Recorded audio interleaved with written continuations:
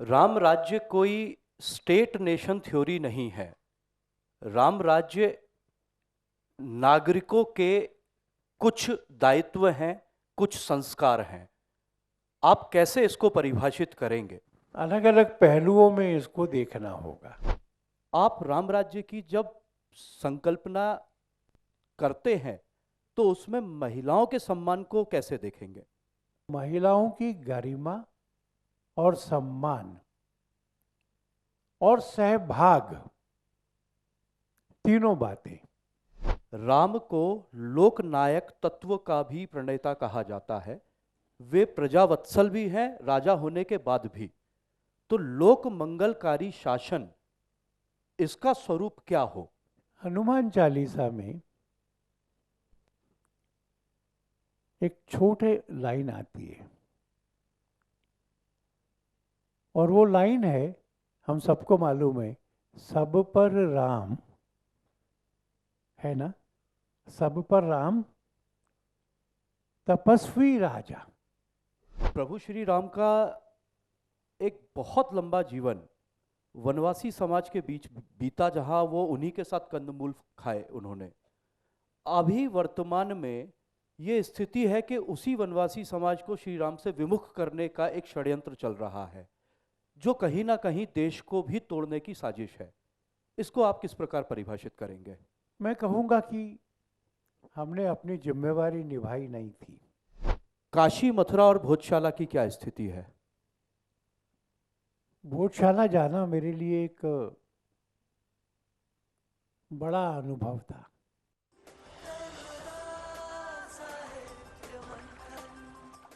आज का जो विषय है, राम राज्य की अवधारणा और स्वरूप। विषय पर आने से पहले, अभी जो 22 जनवरी को अयोध्या जी में जो रामलला के बाल विग्रह की भव्य प्राण प्रतिष्ठा का कार्यक्रम हुआ, आप वहां उपस्थित थे। मैं आपसे उसका एक अनुभव जरूर सुनना चाहूंगा, क्योंकि यहां बहुत से ऐसे लोग हैं जो नहीं जा पाए थे, जिन्होंने उसे टीवी पर देखा, लेकिन आपने अपनी आंखों से उसे देखा। कृपया इस बारे में आप थोड़ा सा एक बार अपने अनुभव बताएं। एक बड़ा कठिन काम है। जिस आनंद का अनुभव होता है, और वो अनुभव ऐसा होता है कि शब्दों में व्यक्त नहीं हो सकता,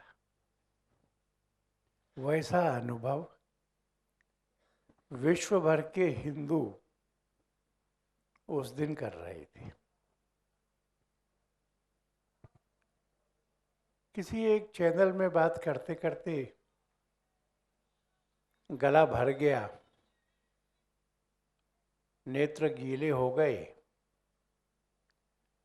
तो उन्होंने पूछा कि आप बहुत भावुक हो रहे। मैंने कहा कि 25 पीढ़ियों की पीड़ा लेकर के मैं जन्मा था। हमारे डीएनए में, हमारी जीन्स में ये संदेश प्रवाहित होता था कि तुम्हारा मंदिर तो टूटा हुआ है, भगवान की मूर्तियां जिनको तुम पूजते हो उनको चूरा किया गया था, फर्श में सीढ़ियों में लगाया गया था, और दंभ के साथ कहा गया था कि जो भी मुसलमान नमाज पढ़ने जाएगा वो इनके बुतों के ऊपर से पैर रख कर जाएगा। 76 युद्ध, लाखों बलिदान, इसलिए उस दिन के आनंद के पीछे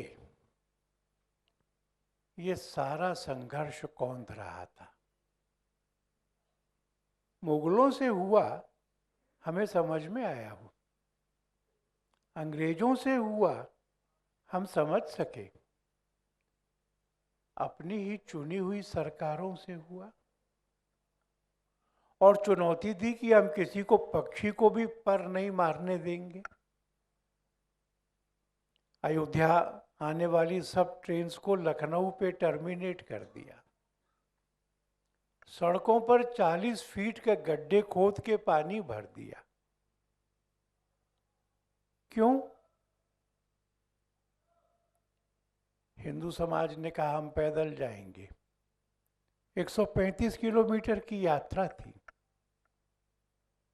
और जिस तरह की धमकियां सरकारें दे रही थी, तो मैं ऐसे अनेक लोगों को जानता हूं जिन्होंने अपने घर परिवार को कहा था कि राम जी के काम से जा रहे हैं, आ गए तो अच्छा है और काम आ गए तो और भी अच्छा है।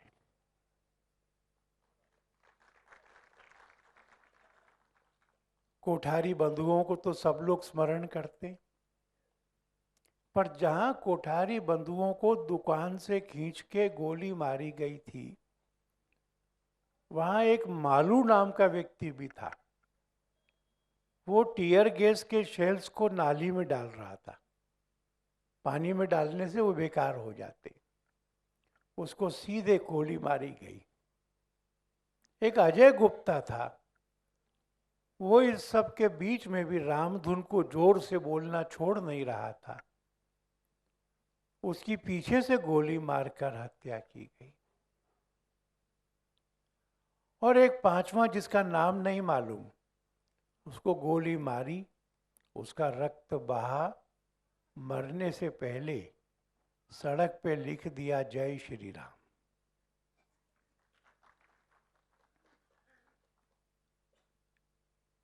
राम जी टेंट में रहते थे।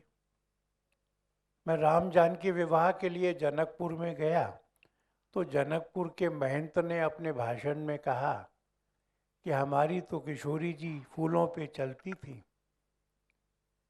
सब राजसी सुखों में पली थी, राम को वनवास हुआ तो उन्होंने पातिव्रत धर्म निभाया, साथ गई, पर आजाद भारत के हिंदुओं तुम बताओ, अभी भी माता को धूप में, लू में, वर्षा में क्यों रखा हुआ है? लोग भी हंसते थे हम पर, हर जगह पूछते थे क्यों मंदिर भव्य बनाएंगे, और इसके पहले कि हम रेस्पॉन्ड करें वो कहते थे पर तारीख नहीं बताएंगे। फिर ऐसा हुआ कि राम जी प्रसन्न हो गए। 5 जज थे, 40 दिन तक सुना, निर्णय दिया, ये भूमि राम जी की है। सरकार ने ट्रस्ट बनाया। हमने ट्रस्टियों को कहा कि ये सबका मंदिर है, सबने मिलकर बनाना है। 12.5 करोड़ घरों में गए थे। एक परिवार में 5 लोग, मान लीजिए 65 करोड़ लोगों ने 3,300 करोड़ रुपए ये इस काम के लिए दिए थे। 22 जनवरी का जो कार्यक्रम हुआ था उसमें 10 ऐसे लोग आए थे। एक महिला थी, सफाई का काम करती थी। शाम को उसने देखा कि कुछ लोग जा रहे हैं पैसे लेते हुए, पूछा काहे के पैसे? उन्होंने कहा राम मंदिर के पैसे। उसके पास 40 रुपए थे, उसने 20 रुपए दिए। वो महिला 22 तारीख को सम्मानित अतिथि थी। ऐसे 10 लोग थे जिन्होंने 100 रुपया दिया था, पर उनकी सामर्थ्य से बड़ा था, बुलाया था। जिन मजदूरों ने पसीना बहाया था उनमें भी बुलाया था। भारत की सारी संत शक्ति, 150 से अधिक मत पंथों के लोग, अनुसूचित समाज के प्रमुख लोग, हर जिले से कोई ना कोई आए, जैन, सिख, बौद्ध धर्मधाराओं से, और बाकी तो आपने देखा ही है, राष्ट्र जीवन के सब प्रमुख लोग वहां थे। पर यह उत्सव केवल वहीं नहीं हुआ, देश के 5 लाख, देश नहीं, दुनिया के 55 देशों के 5 लाख से अधिक मंदिरों में लगभग 9 करोड़ हिंदुओं ने सामूहिक रूप से इस कार्यक्रम में भगवान की प्राण प्रतिष्ठा के दर्शन किए थे। और मानो जब वो पट्टी हटाई गई उनकी आंखों से, तो पूरे हिंदू समाज की श्रद्धा ने पत्थर की उस मूर्ति में अपनी श्रद्धा से प्राण फूंक दिए।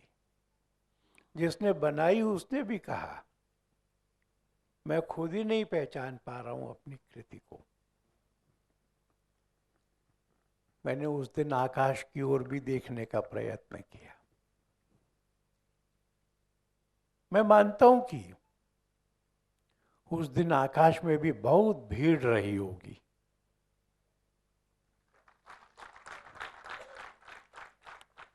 कौन से देवता होंगे जो अपने रथ और विमान से वहां देखने ना आए हो? अशोक सिंघल जी, देवरा बाबा, महंत वैद्यनाथ जी, स्वामी वामदेव जी, रामचंद्र परमहंस दास, कोठारी, मालू, गुप्ता, और केवल वही नहीं, जिन लोगों ने राम जन्मभूमि की लड़ाई में कभी भाग नहीं लिया पर श्रद्धावान हिंदू का जीवन जिया है। मंदिर टूटा ना तो राम जी को यहां बसा लिया, सवेरे उठो तो राम राम, काम अच्छा हो जाए तो वाह राम, काम बिगड़ जाए तो हे राम, जीवन पूरा हो जाए तो राम नाम सत्य है। वही सारा समाज भी देख रहा होगा, एक उत्सुकता से, एक प्रतीक्षा से, राम तुम तो आ गए, तुम मंदिर में विराजमान हो गए, पर ये तो शुरुआत है ना। राम का रामत्व, रामत्व भरा जीवन पुरुषार्थी और मर्यादित, ये राम राज्य की ओर की यात्रा शुरू हो रही है। राम राज्य कोई स्टेट नेशन थ्योरी नहीं है। राम राज्य नागरिकों के कुछ दायित्व हैं, कुछ संस्कार हैं।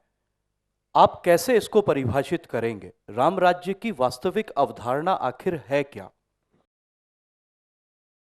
अलग अलग पहलुओं में इसको देखना होगा, क्योंकि वास्तव में अगर हम रामचरितमानस में राम राज्य का वर्णन पढ़ें तो वो भारत का संविधान जैसा कोई एक लिखित कॉन्स्टिट्यूशन कि सरकार कैसा चलेगी, ऐसा उसमें कुछ नहीं है।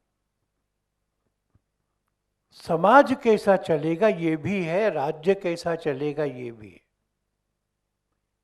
छोटे छोटे सूत्रों में से है।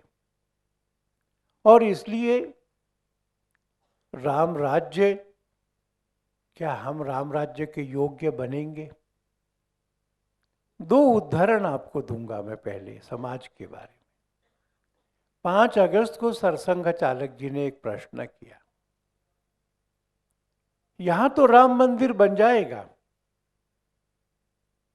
और लोग आकर पूजन भी करेंगे उसका, पर क्या हम सबके हृदय में भी राम जी को प्राण प्रतिष्ठित होना चाहिए कि नहीं?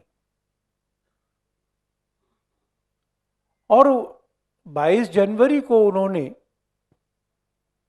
श्री मोदी के उपवास का, जमीन पर सोने बाकी सब चीजों का वर्णन किया और कहा कि उन्होंने तो तप किया, हम क्या करेंगे? राम राज्य के नागरिक होने के नाते वैसा अपना जीवन बनाने की एक आकांक्षा क्योंकि राम राज्य में तो सब लोग धर्म का पालन करने वाले थे, कोई एक भी नहीं था जो धर्म के विरुद्ध आचरण करे। तो ये तो समाज की व्यवस्था थी। मुकदमा कैसा आता था? किसी ने अपनी जमीन बेच दी, जिसने खरीदी उसने हल चलाया तो उसमें एक सोने की मोहरों वाला घड़ा मिला। वो गया बेचने वाले के पास में कि मैंने भूमि खरीदी थी, ये घड़ा है, ये तो मेरा नहीं है, ये तो आपका है। उसने कहा क्या बात करते हो, जब मैंने जमीन बेची तो जमीन में जो था वो सब बेच दिया, ये तो तुम्हारा है। बात बढ़ गई, राजा के पास मुकदमा गया। बेचने वाला कह रहा है कि खरीदने वाले का है, खरीदने वाला कह रहा है कि बेचने वाले का है। ऐसा मुकदमा होता था। धर्माधारित जीवन बनाना। मैंने भगिनी निवेदिता का एक वाक्य कहीं पढ़ा, और वो वाक्य ऐसा है कि स्वाधीन देश में नागरिक अनुशासन ये देशभक्ति होता है। तो क्या उस अनुशासन का हम पालन करते, या उस अनुशासन को भंग करके अपना काम निकाल लिया, इसमें चतुराई मानते? तो जो नियम बनते हैं, कानून बनते हैं, व्यवस्था बनती है, उसका सम्मान करना। और जो सबसे बड़ी बात पूरे राम जी के जीवन में है, और जो आज बिगड़ गई है, आज संविधान में अगर पूछा जाए कि फंडामेंटल राइट्स कौन कौन से हैं, तो ये सबको पता है। ड्यूटीज कौन सी हैं तो नहीं पता है। अधिकार चेतना है, उस अधिकार को एनफोर्स करने के लिए संघर्ष है। कहीं झगड़े होते हैं तो उसको निपटाने के लिए कुनबा भी नहीं है, समाज भी नहीं है। पति और पत्नी का झगड़ा, बाप का बच्चे का झगड़ा, बूढ़े माँ बाप का भरण पोषण, बच्चों का गुजारा, इन सब के बारे में असहमति होती है। और ये असहमति होती है तो ये निपटाई कैसे जाती है? ना कुनबा ना परिवार, पुलिस और वकील, कोर्ट। क्या समाज के संबंधों का निर्धारण कोर्ट और पुलिस कर सकती है? तो फिर सब लोग अपने कर्तव्य का पालन करेंगे तो सबको अपने अधिकार सुरक्षित हो जाएंगे। किसने कहा कि राम वन जाओ? उनके पिता ने तो कहा, मैं तो अपने वचन से बंधा हूं राम, मैं तुम्हें सलाह देता हूं कि तुम विद्रोह करो, मुझे बंदी बना लो और राजा बने रहो। लक्ष्मण जी ने भी आग्रह किया। अकेला एक ही व्यक्ति तो तैयार था कि वो वन को जाए, बाकी तो सारी अयोध्या, और अयोध्या ही नहीं, जब सुमंत्र को कहा भगवान ने कि लौट जाओ, तो घोड़े भी आंसू बहा रहे थे, वहां खड़े हुए भील भी आंसू बहा रहे थे। दो चीजें, प्रत्येक ने अपने कर्तव्य का पालन करना, और प्रत्येक ने अपनी मर्यादा में रहना। सब नदियां अपना पानी उंडेल दें, वर्षा घनघोर हो जाए, तो प्रलय से पहले तक समुद्र अपनी मर्यादा में रहता है। युद्ध के कठिन स्थिति में जब लक्ष्मण ने कहा ब्रह्मास्त्र छोड़ूं, तो राम ने कहा यह नियम के अंतर्गत नहीं आता। अपने अंतर के अंदर यह दृढ़ता बनना नागरिक अनुशासन का पालन करूंगा, कर्तव्यों का पालन करूंगा, अपना जीवन हिंदू व्यवस्था के अनुसार बनाऊंगा। ऐसा समाज जब खड़ा होता है तब हम राम राज्य की ओर बढ़ने के सुपात्र हो जाते हैं। राम के आंदोलन से ये सारी वृत्तियां नहीं जागी होंगी, पर राम के प्रतिष्ठित हो जाने से ये सब वृत्तियां देश में जागेंगी, तो राम राज्य का पहला सुदृढ़ आधार होगा नागरिक अनुशासन को मानने वाला, कर्तव्यों का पालन करने वाला, धर्म के आधार पर अपने जीवन की रचना करने वाला समाज। तो ऐसा समाज क्या समरस होगा? उसमें परिवार व्यवस्था का क्या योगदान होगा? मैं थोड़ा सा एक स्टेटमेंट का जिक्र करना चाहूंगा, स्वामी प्रसाद मौर्य की है। ढोल गंवार शूद्र पशु नारी ये सब ताड़न के अधिकारी हैं। मुझे किसी ने पूछा कि भाई ये रामचरितमानस में है क्या? तो है।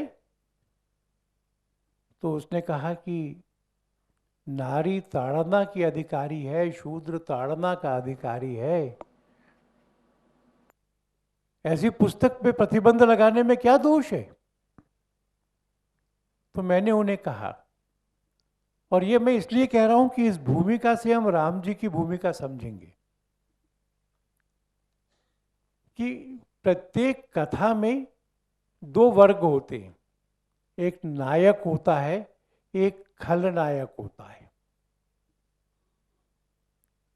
उस कथा का संदेश वो होता है जो नायक ने बताया, जो नायक ने किया, और जो खलनायक ने किया वो उस कथा का सार नहीं होता है।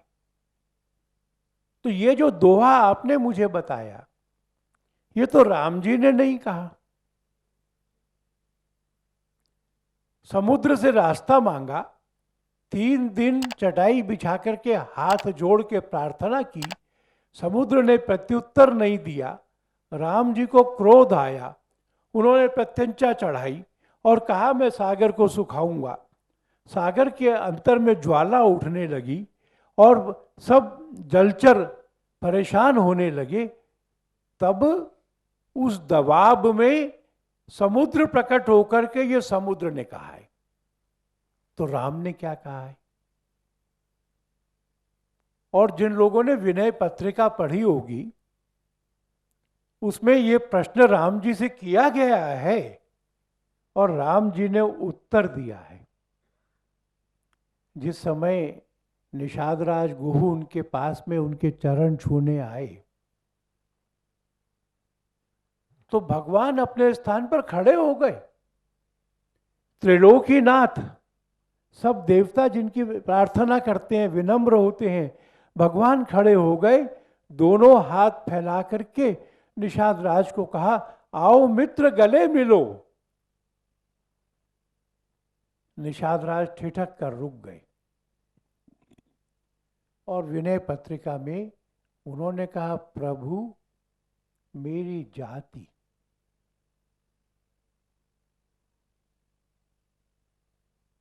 भगवान ने स्पष्ट उत्तर दिया है, मैं जाति में छोटा बड़ा नहीं मानता।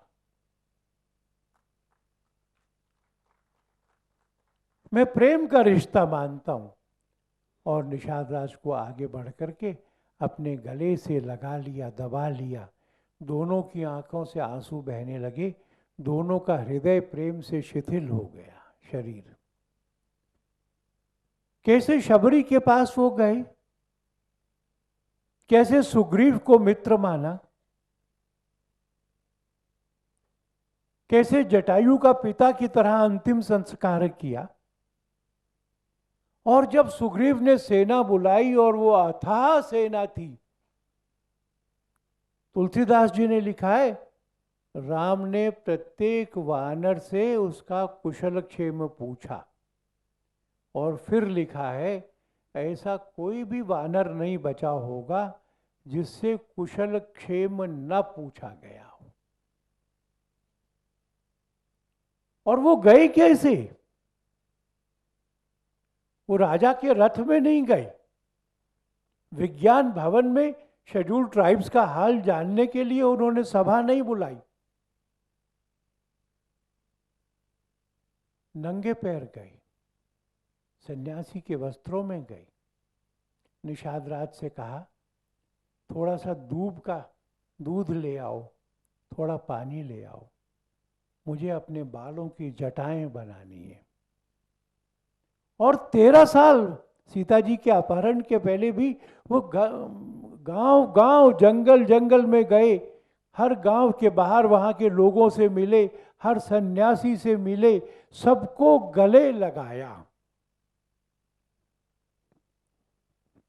तो राम जी को मानने वाले को अपने हृदय में बैठा राम दिखेगा, सामने के व्यक्ति के हृदय में बैठा राम दिखेगा। और अगर वहां राम है तो छोटा बड़ा कैसे हो सकता है फिर कोई? एक बार संत रोहिदास जी को स्वप्न में राम जी ने दर्शन दिए। रोहिदास ने कहा कि तुमने मुझे नीच क्यों बनाया? राम जी हंस पड़े, कहने लगे तू नीच कैसे हो गया? राम ने कहा, रोहिदास ने कहा, चमड़े का काम करता हूं ना, इसलिए नीचा हूं। राम जी बहुत जोर से हंसे, कहने लगे तू चमड़े का ज्यादा करता है कि मैं ज्यादा करता हूं? दिन रात में चमड़े की मूर्तियां बना के धरती पर भेजता हूं, उनको खिलाता हूं, पिलाता हूं, उनका पालन पोषण करता हूं।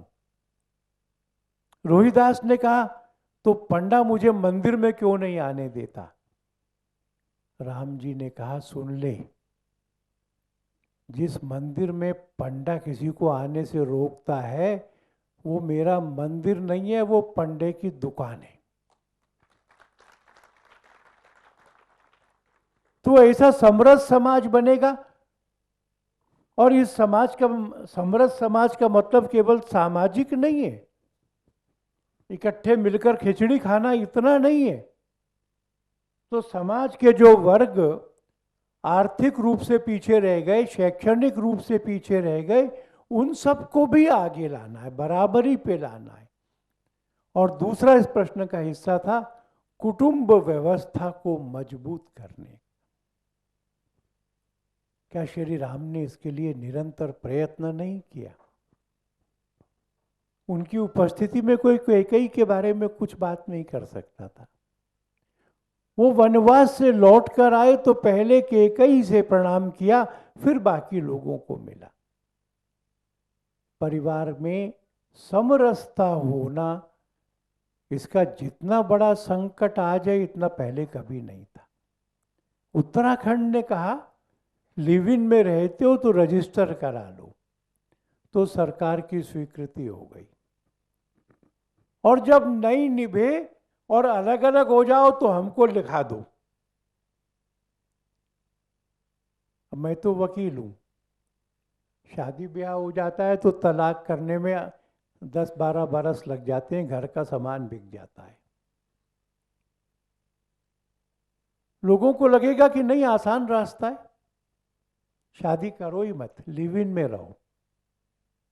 अभी जो मैं आपसे कह रहा था कि सब झगड़ों का निपटारा कोर्ट में, ये परिवार व्यवस्था है जिसने हिंदू समाज को संभाल के रखा था। हमारे यहाँ समाज का सबसे छोटा यूनिट व्यक्ति नहीं है, परिवार है। और इसलिए राम राज्य का मतलब अच्छा परिवार बनाना ये भी होगा। आपने परिवार व्यवस्था की बात की भाई साहब। किसी भी परिवार को चलाने, संभालने और संस्कारों के लिए मातृशक्ति का बहुत बड़ा एक योगदान होता है। जब हम राम के काल को देखते हैं तो माता शबरी को उन्होंने माँ कहा, वो उनकी जन्मता माता नहीं थी। और आज ये स्थिति है कि फाल्गुन मास में हम शबरी जयंती भी मनाते हैं, जिसमें राम जी की पूजा करते हैं। उस काल में महिलाओं का जो सम्मान था और वर्तमान में जो अभी महिलाओं के सम्मान की बात होती है, आप राम राज्य की जब संकल्पना करते हैं तो उसमें महिलाओं के सम्मान को कैसे देखेंगे?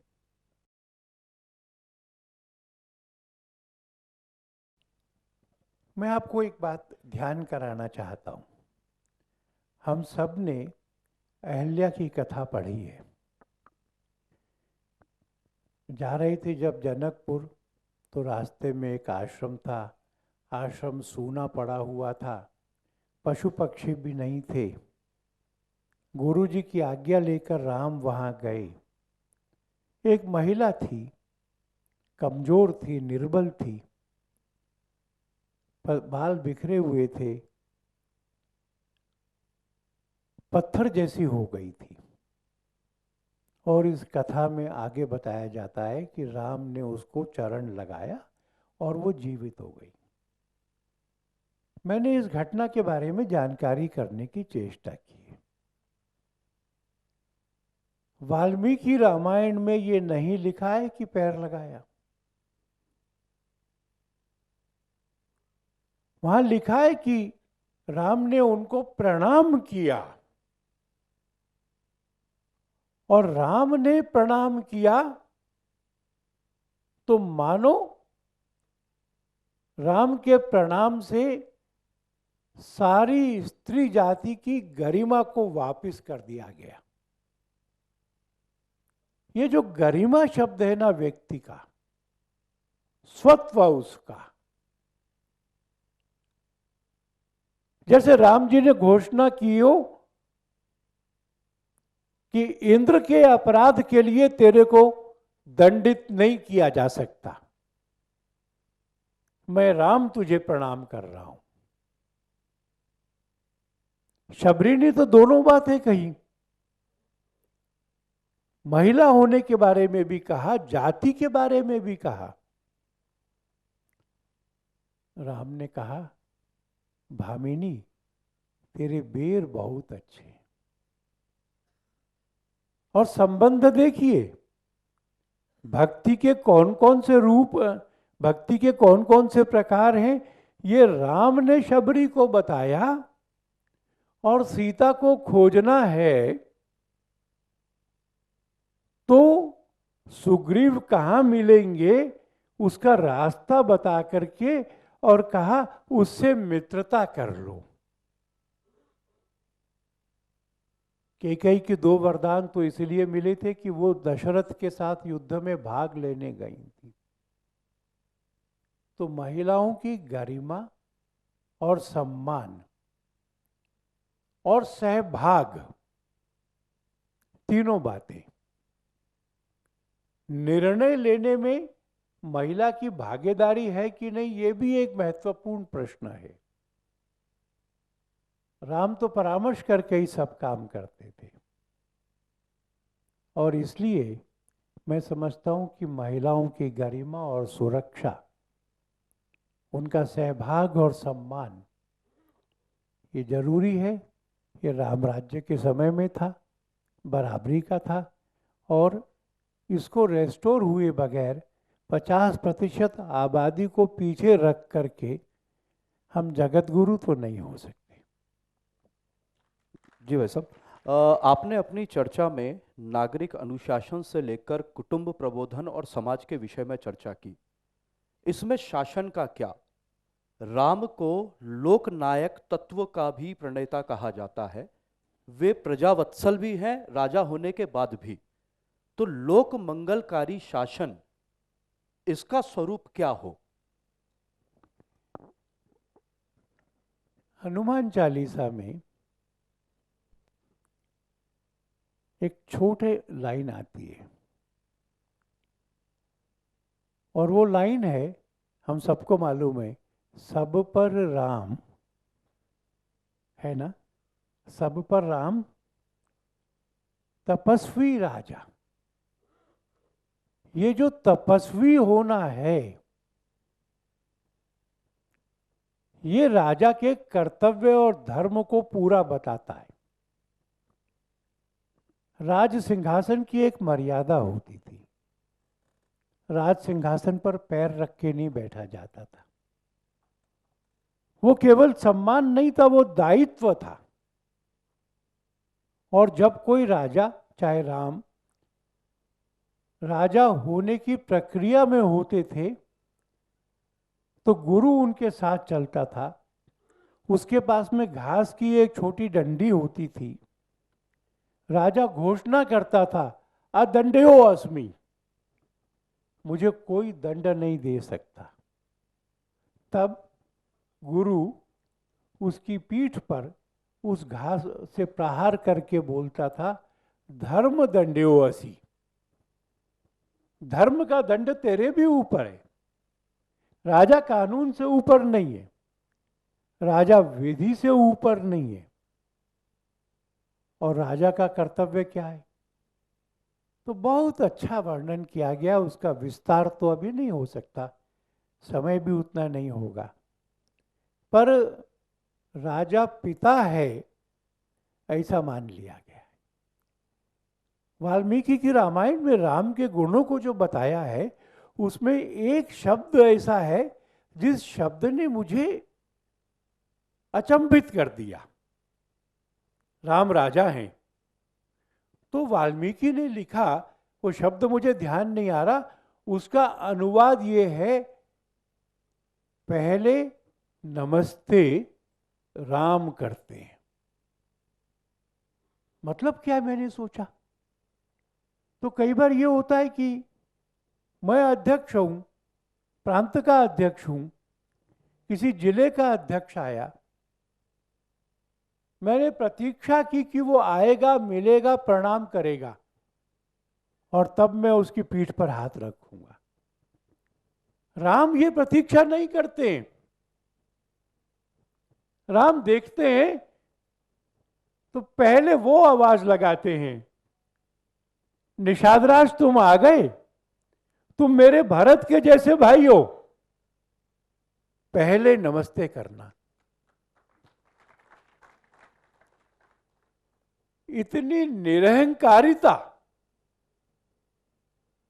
और यह भी बताया है कि किसी के दुख सुख की जानकारी लेते हैं, और जहां भी कोई सुख या दुख का अवसर होता है, निमंत्रण की प्रतीक्षा किए बगैर राम उसके पास जाते हैं। ये राजा का सुख दुख निभाना, अपने प्रति कठोर होना। हम सब जानते हैं कि राम के चेहरे पर एक मुस्कुराहट विराजती थी। जब कहा कि तुम राजा होगे, तब भी मुस्कुराहट वही रही, और जब कहा कि तुम वन को जाओ, तब भी मुस्कुराहट वही रही। पर ये मुस्कुराहट उनके चेहरे पे सदैव नहीं रही। सीता जी के निर्वासन के बाद में किसी ने भी राम जी के चेहरे पर वो मुस्कुराहट नहीं देखी।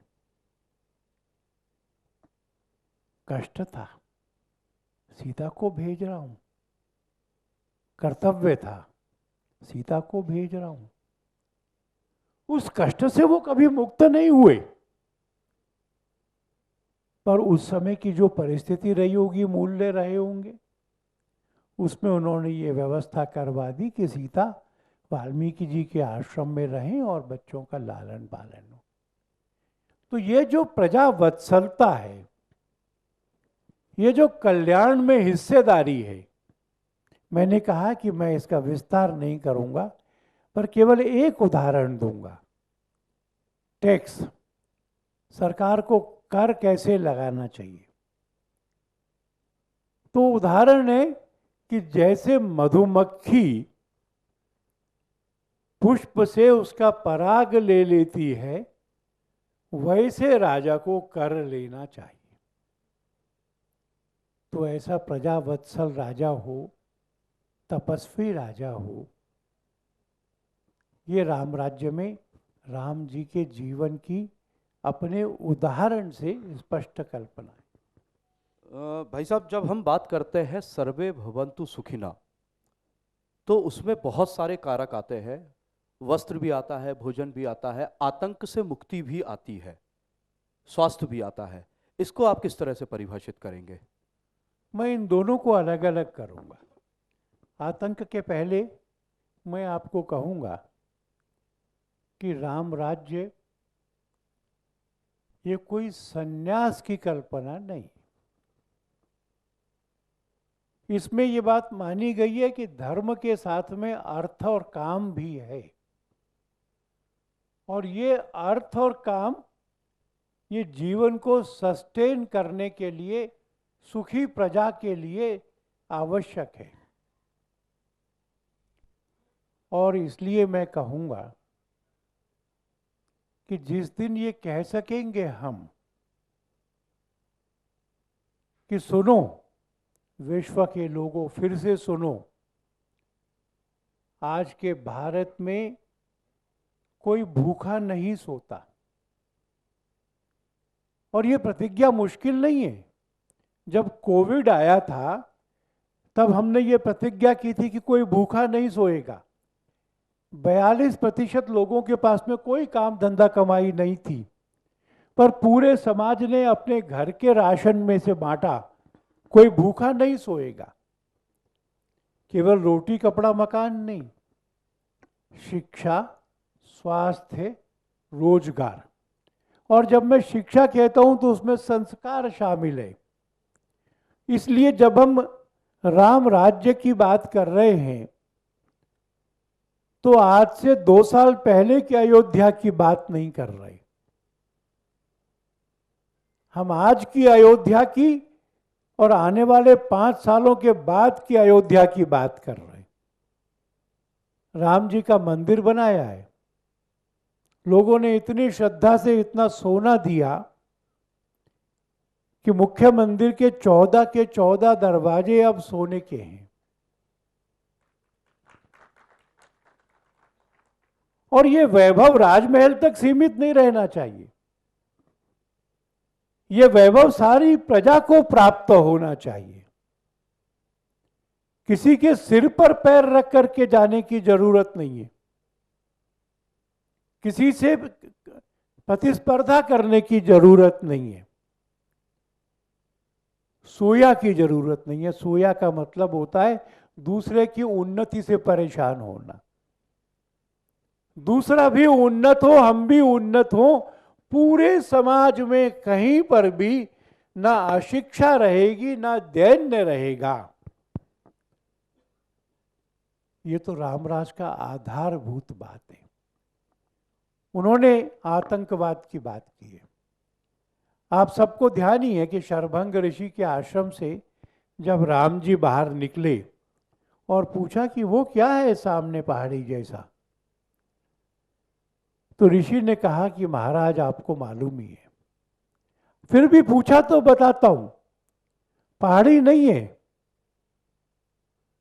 यहां राक्षस घूमते, यज्ञों का ध्वंस करते, मनुष्यों को खाते, और खाने चबाने के बाद जो हड्डियां बचती हैं उसका ढेर है।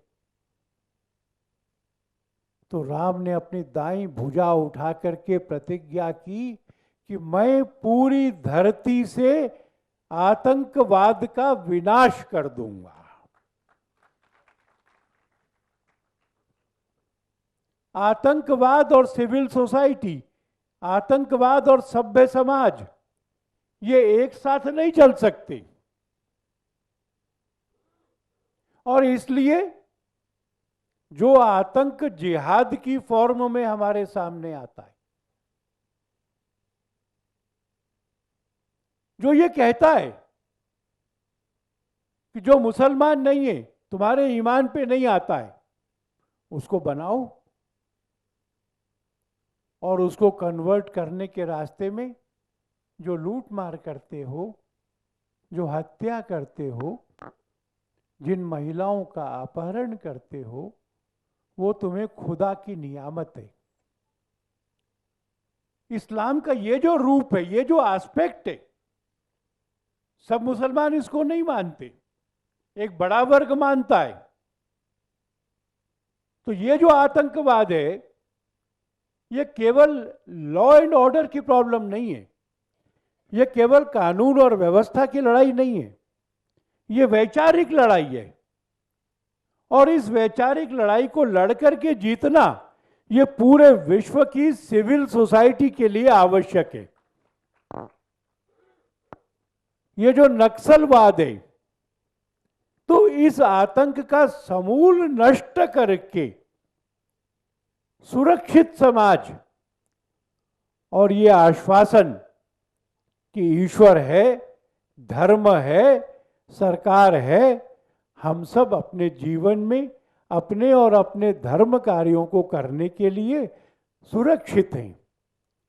एक बात का जिक्र मैं अपनी ओर से करता हूं, क्योंकि हमारी चर्चा का समय पूरा हुआ। क्यों चाहते हैं हम राम राज्य? क्या होगा इसका परिणाम? तो हम पर जो होगा वो तो हम जानते हैं, पर जब भारत ऐसा जीवन जिएगा तब वो पूरे विश्व को बता सकेगा कि देखो, प्रतिस्पर्धा से आनंद नहीं आता, प्रतिस्पर्धा से सुख नहीं मिलता। जो जीडीपी है, कुल कितना उत्पादन हुआ देश में, उत्पादन की मात्रा में सुख नहीं होता है। अब तो संयुक्त राष्ट्र संघ ने भी मान लिया है कि global index of happiness is something different from GDP. साम्यवाद से नहीं आएगा, बाजारवाद से नहीं आएगा, पूंजीवाद से नहीं आएगा, टुकड़े टुकड़े के विचार से नहीं आएगा। शरीर, मन, बुद्धि, आत्मा, इन चारों का समन्वित विचार करना, इन चारों का जीवन में व्यवस्था होना, धर्म, अर्थ, काम, मोक्ष, ये चारों पुरुषार्थ होना, इसके कारण से समाज में ऐसा आनंद होगा जो आता जाता नहीं है, जो बना रहता है। ऐसा सुख होगा जो स्थायी है। और तब हम विश्व को कहेंगे, विश्व के लोगों, भारत के जीवन को देखो, भारत के समाज को देखो, ये रास्ता है सुख का, ये रास्ता है आनंद का। तब विश्व इस रास्ते पे आएगा। तो फिर भारत की निर्मिति, राम का अवतार, इन दोनों का उद्देश्य हम पर दिया हुआ एक ट्रस्ट है, भारत के प्रत्येक व्यक्ति को दिया हुआ ये ट्रस्ट है कि वो संपूर्ण विश्व में सुख और आनंद का साम्राज्य स्थापित कर सके। भाई साहब, मेरे दो प्रश्न होंगे, उसके बाद हम श्रोताओं के भी प्रश्न लेंगे। और प्रभु श्री राम का एक बहुत लंबा जीवन वनवासी समाज के बीच बीता, जहां वो उन्हीं के साथ कंदमूल खाए उन्होंने। अभी वर्तमान में ये स्थिति है कि उसी वनवासी समाज को श्री राम से विमुख करने का एक षड्यंत्र चल रहा है, जो कहीं ना कहीं देश को भी तोड़ने की साजिश है। इसको आप किस प्रकार परिभाषित करेंगे? मैं कहूँगा कि हमने अपनी जिम्मेवारी निभाई नहीं थी। मैं नागालैंड गया था, अगले दिन एक पब्लिक कार्यक्रम था, शाम को मैंने 4-5 कार्यकर्ताओं को बुलाया ये चर्चा करने के लिए कि कल क्या बोलना है। तो मैंने उन्हें कहा कि नागालैंड के किसी बड़े संत का नाम बताइए। तो कोई संत ऐसे थे नहीं। मैंने कहा अच्छा, बाहर से कोई संत प्रवास पर आए हों, बताइए। उनके ध्यान में कोई नाम नहीं आया। मैंने पूछा, शंकराचार्य आए थे क्या? शंकर देव आए थे क्या? महात्मा गांधी आए थे क्या? तो नागालैंड एक ऐसा क्षेत्र है जिसमें कोई नहीं गया था प्रवास के लिए। ईसाई पादरी गए। जो पहले 3 पादरी गए, उनको पेड़ से बांध करके जला दिया। फिर और पादरी गए, और उन पादरियों ने धर्म परिवर्तन किया, पर शिक्षा, स्वास्थ्य इत्यादि चीजों को साधन भी बनाया। तो हम अपने कर्तव्य से विमुख हुए तो समाज में ये बंटवारा आया। एक बड़ा आंदोलन बस्तर में चल रहा है, जो लोग कहते हैं कि ये महिषासुर मर्दिनी जो तुम कहते हो, ये महिष हमारा ट्राइबल राजा था और दुर्गा आक्रमणकारी आर्यों की प्रमुख थी। तुमने हमको पराजित किया था, हम महिष का गौरव स्थापन करेंगे, दुर्गा के मंदिर की पूजा नहीं करेंगे। कुछ जगह आंदोलन चलता है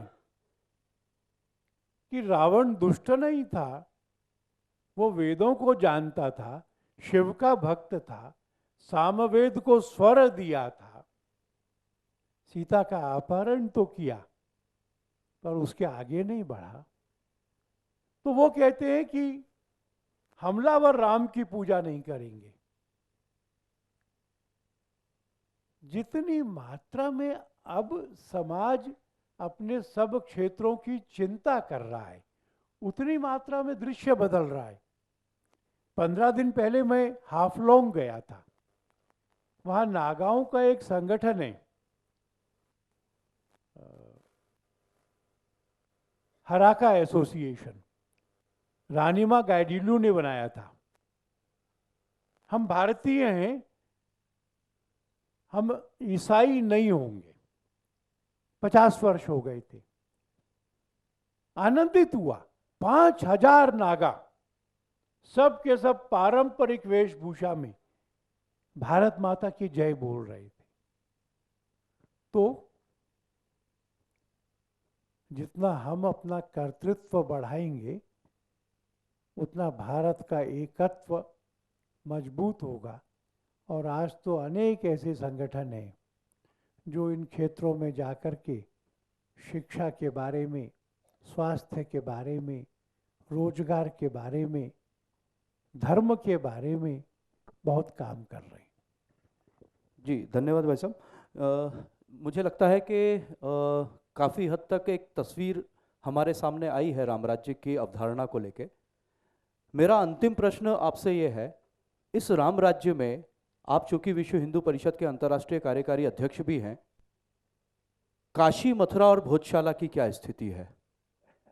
आज आप सुबह भोजशाला देखकर भी आए, तो उस पर भी मैं चाहूंगा कि आप अपना कुछ मंतव्य दें।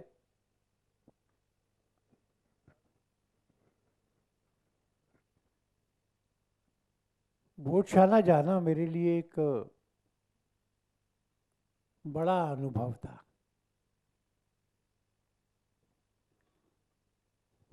मुसलमानों में सुअर सहन नहीं होता उनको। कुछ देशों में, इंडोनेशिया वगैरह में, जो माइनॉरिटीज के गांव हैं, वो सुअर पालते हैं, सुअर की खालें संभाल लेते हैं। और जब मुसलमान दंगा करने आते हैं तो रास्ते में उनको बिछा देते हैं। मुसलमान उसको पार नहीं करते।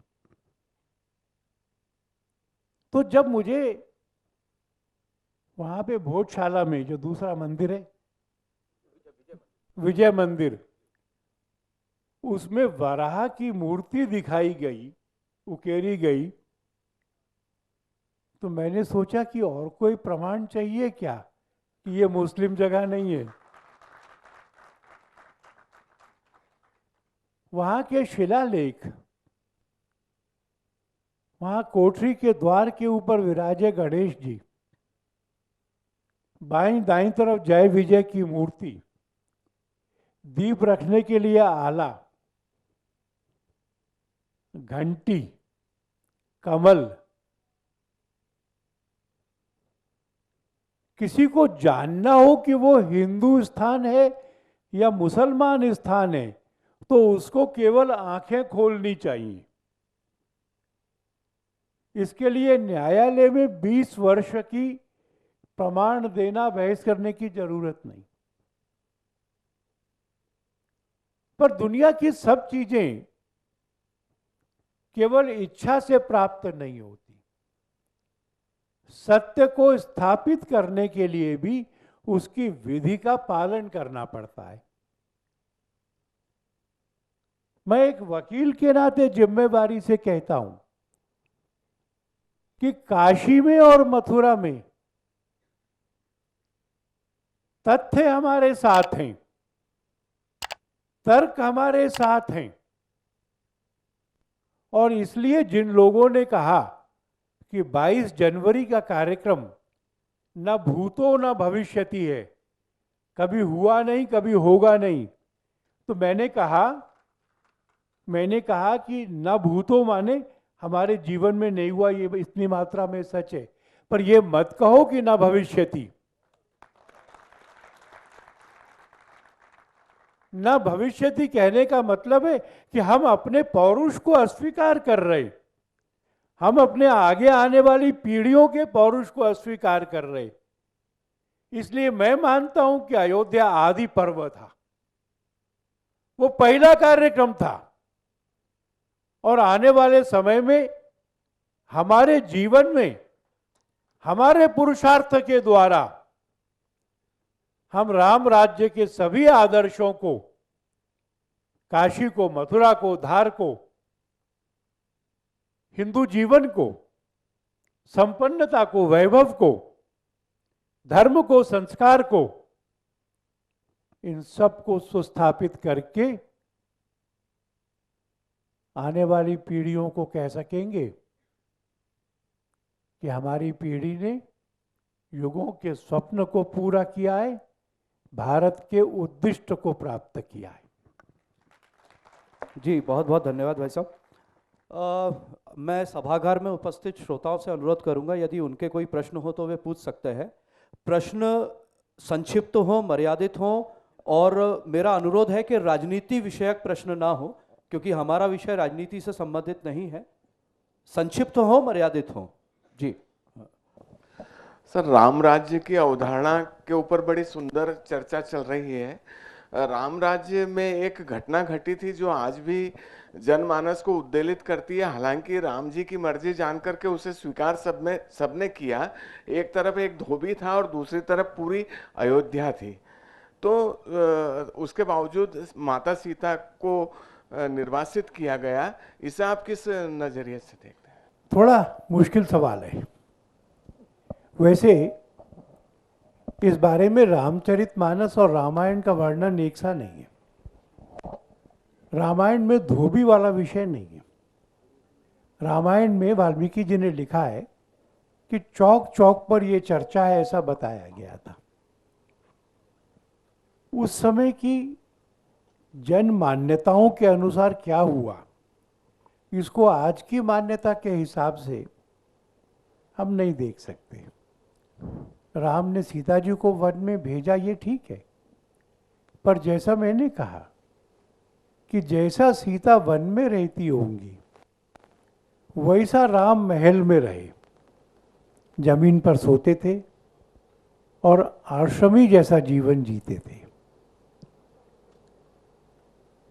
मैं समझता हूं कि इस घटना की और अधिक व्याख्या करना ये कठिन होगा। दो मत हो सकते हैं, उस समय की मान्यताओं के हिसाब से हम इसको परखें, इतना ही मैं कह सकता हूँ। ये तमिलनाडु हाई कोर्ट ने एक निर्णय दिया है कि मंदिर पर्यटन का स्थान नहीं है और वो हिंदू आस्था का ही विषय है, इसलिए केवल हिंदुओं का प्रवेश ही वहाँ होना चाहिए। लेकिन अभी जो राम जन्मभूमि का जो कार्यक्रम हुआ अपना, उसमें हमने मुसलमानों और ईसाइयों को भी निमंत्रण दिए थे और वो आए भी थे। तो हम तमिलनाडु हाई कोर्ट के निर्णय के साथ है या नहीं?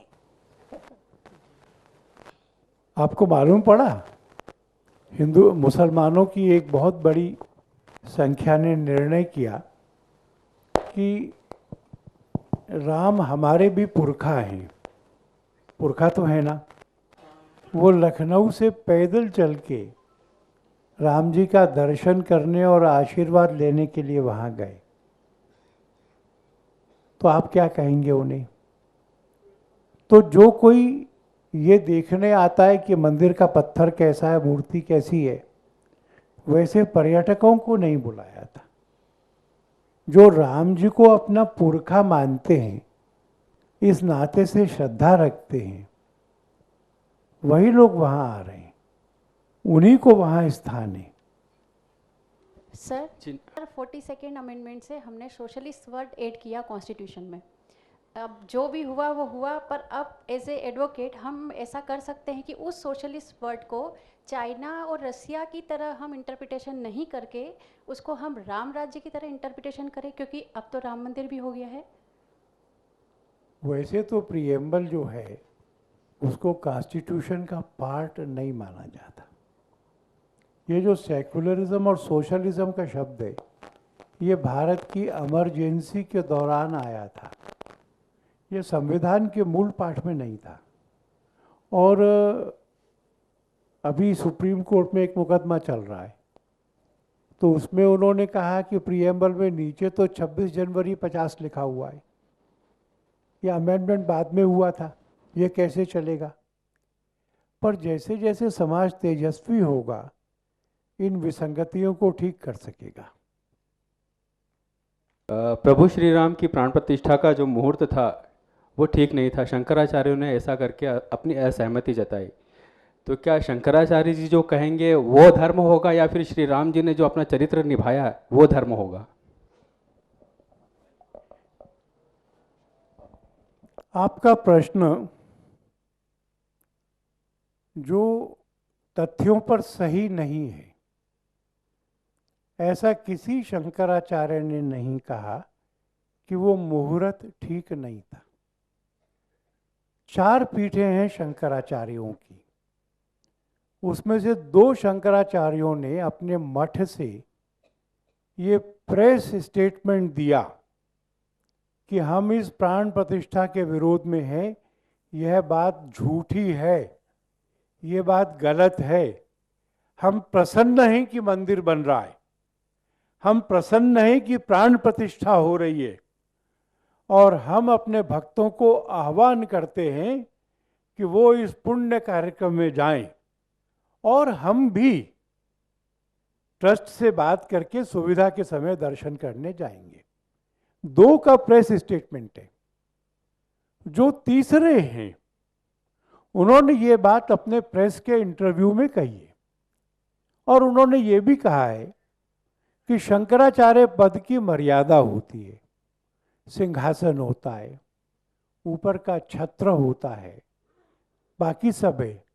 उन मर्यादाओं का पालन संभव नहीं था, इसलिए मैं अभी नहीं गया, मैं जाऊंगा। चौथे शंकराचार्य जिनके बारे में आप कह रहे हैं, एक तो उनका मामला कोर्ट में है कि वो हैं भी कि नहीं है। 2019 के चुनाव में उन्होंने नरेंद्र मोदी जी के खिलाफ एक प्रत्याशी खड़ा किया था, उसका नामांकन रद्द हो गया था, तो पुलिस से लड़ते भिड़ते गाली देते हुए का उनका वीडियो ये प्रसारित हुआ था। पर मैं आपसे एक प्रार्थना करूंगा और सबसे करूंगा कि इस तरह के मुद्दों पर शंकराचार्य वर्सेस राम ऐसा बनाना ठीक नहीं होगा। ये तो समाज को स्थायी समाधान नहीं देगा। इसलिए हमने ये तय किया है कि कोई हमसे पूछता है कि ऐसा निर्णय आया है तो हम उन्हें कहते हैं हम संतों के बयान पर टिप्पणी नहीं करते।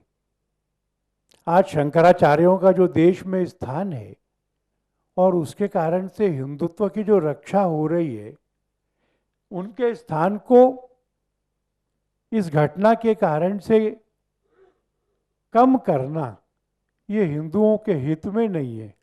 हम सब ने तो जिम्मा लिया हुआ है कि पहले तो ऐसा मानते थे कि 4 हिंदू तब इकट्ठा होते हैं जब उनके कंधे पे अर्थी होती है। अब तो सब हिंदू इकट्ठा हो रहे हैं, तो कितनी भी उत्तेजना हो, अपने मुंह से किसी संत के बारे में ऐसा शब्द निकालना अच्छा नहीं है। भाई साहब जय श्री राम। अभी जब रामायण के अंतिम सोपान में अपन देखते हैं कि एक और जहाँ विभीषण अपने भाई का साथ छोड़ के और राम जी के पास आ जाते हैं, राम जी के पास आ जाते हैं, और उसी तरफ दूसरी ओर देखते हैं जब कुंभकर्ण को जानते हुए सब कुछ पता था कि यह राम जी साक्षात भगवान का स्वरूप है, हमारे भाई की मृत्यु होने वाली है, फिर भी उसका साथ दिया। तो इन दोनों में से किसके चरित्र को आत्मसात करें, विभीषण के कि अपने भाई का साथ छोड़ के धर्म की जगह चले जाए? मैं सोचता हूँ आप इन दोनों को छोड़ दीजिए। हाँ, मेरा प्रश्न यहाँ बैठे युवाओं के लिए है, कॉलेज के बच्चे भी बैठे हुए हैं यहाँ पर। कुछ प्रश्न ये है कि राम राज्य की अवधारणा में युवाओं के लिए क्या संदेश है कि वो अपने जीवन को सार्थक बनाते हुए राष्ट्र के लिए काम कर सकें? ये पूरी की पूरी रामायण इसी विषय पर है। राम और लक्ष्मण छोटे हैं, उस समय विश्वामित्र आते हैं अपने यज्ञ की रक्षा के लिए ले जाने के लिए। दशरथ कहते हैं मैं चलता हूं खुद सेना लेकर, वो कहते हैं नहीं उन दो को। और इस पर एक अच्छा प्रवचन गोविंद देवगिरी जी का है। विश्वामित्र जी ने उनको साहस की, युद्ध की और राजकार्यों की शिक्षा दी थी। पूरी रामचरितमानस में संस्कार देना, शिक्षा देना, और फिर जो यूनिवर्सिटी में पढ़ाते हैं उसमें शुरुआत की स्टेज में लेक्चरर होते हैं। तो लेक्चरर कौन होता है? जो लेक्चर देता है। पर जब वो बड़ा हो जाता है तो उसको प्रोफेसर कहते हैं, जो प्रोफेस करता है, जीता है अपने उपदेश को। तो भारत में ये कहा गया कि यहाँ ऐसे गुरु हुए जिनके जीवन से, चरित्र से हम लोग सीखते थे। और जब राम को शिक्षा की बात आई तो कैकेयी ने कहा शिक्षक रख लो, चारों भाइयों को महल में पढ़ाओ। राजा नहीं माने, आश्रम में जाओ, राजकुमार नहीं हो तुम, वहां पर धरती पर सो, यज्ञ की लकड़ी इकट्ठी करो, आश्रम के काम करो। एक सामान्य विद्यार्थी के जीवन में से गुजर करके उसकी अवस्था, आवश्यकता समझो, तब तो तुम कल राजा होगे। इन सब चीज़ों का ध्यान करेंगे तो एक शिक्षा नीति उसमें से अच्छी बनेगी। अभी तुरंत इसका विस्तार नहीं कर रहा हूँ जी। एक अंतिम प्रश्न लेंगे, उसके बाद इस सत्र का हम यहीं समापन करेंगे। इधर से कोई खड़ा कर रहे थे ना, इधर से आप कर रही थी ना। हेलो दीदी एक प्रश्न पूछेंगी, बाकी इसके बाद भाई साहब यहीं हैं, हम बाहर भी भाई साहब से चर्चा कर सकते हैं।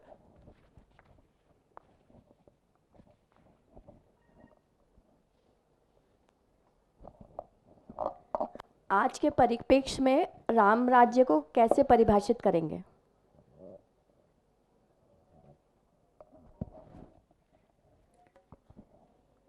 राम राज्य को अगर उसके मूल्यों से समझेंगे तो जैसा तब था वैसा आज होगा। अगर हम सिस्टम से समझेंगे तो आज राजतंत्र भारत में लाना क्या, तो कोई सहमत नहीं होगा कि लाना क्या। क्या कोई तीर कमान से युद्ध लड़ना क्या? तो राम राज्य लाना ये रिवाइवल नहीं है, ये उतने हजार साल पीछे जाना नहीं है। दो शब्द दीनदयाल जी के थे, जो पुरातन है उसको काल सापेक्ष बनाएंगे, जो बाहर का आया है उसको स्वदेशानुकूल बनाएंगे। मूल्यों पर स्थिर रहते हुए आज की रचनाएं खड़ी करेंगे। एक समय में विनोबा जी ने किसी एक ग्रंथ पर टिप्पणी की, फिर कहा कि मैं निंदा नहीं कर रहा हूं, मैं अपने पूर्वजों के कंधे पर बैठा हूं तो मैं आगे देख रहा हूं। एक अंतर को ध्यान करिए। ये कहा जाता है कि Islam is a complete religion, और ये भी कहा जाता है कि इट्स अ कंप्लीटेड रिलीजन। तो कंप्लीटेड का मतलब क्या है? तो कंप्लीटेड का मतलब ये है कि कोई भी परिवर्तन करना शक्य नहीं है। जो अल्लाह ने कह दिया, इन्होंने सुन लिया और हदीस में जो आचरण किया वह अंतिम सत्य है, संशोधन संभव नहीं है। ऐसा अपन हिंदू नहीं कहते। ठहरा हुआ पानी ये कभी स्वच्छ नहीं होता। तो राम जी के समय के मूल्यों को लेकर के काल सापेक्ष, युग सापेक्ष रचना ये खड़ी करेंगे। बहुत बहुत धन्यवाद भाई साहब। मुझे लगता है कि राम राज्य की अवधारणा और स्वरूप विषय पर जिस तरह के विचार लोगों के मन में आते थे, आपने काफ़ी हद तक उनको पूर्ण किया है और एक नया रास्ता दिखाया है।